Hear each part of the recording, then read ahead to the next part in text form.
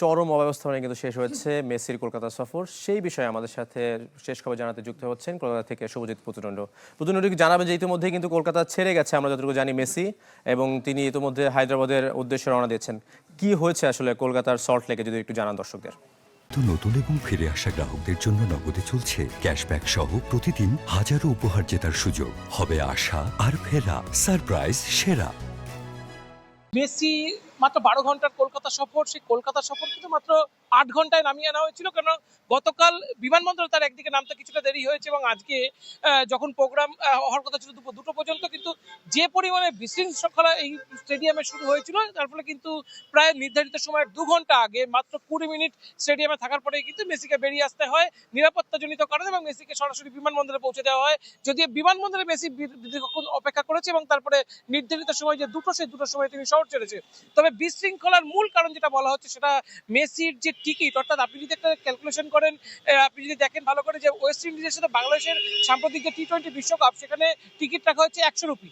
কিন্তু আপনি যদি এটাই দেখেন যে মেসির ভারত সফরের মাত্র 12 ঘন্টার জন্য কলকাতা সফর, সেখানে যে টিকিট প্রাইস সেটা রাখা হচ্ছে 10 থেকে 30,000 রুপি, 40,000 রুপি, যার থেকে যেমন ভাবে রাখা গেছে।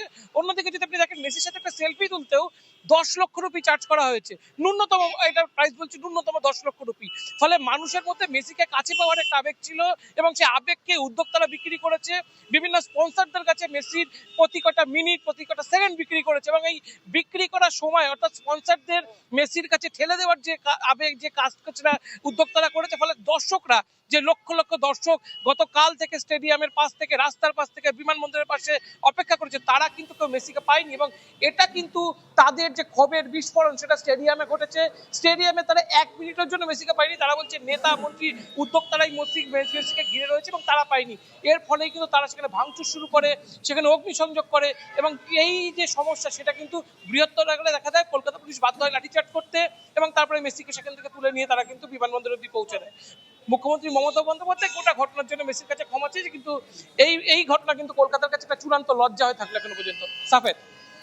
পুতুদণ্ড, আপনাকে অসংখ্য ধন্যবাদ। দর্শক, কলকাতা থেকে আমাদের সবশেষ মেসির খবর জানাচ্ছিলেন শুভজিৎ পুতুদণ্ড।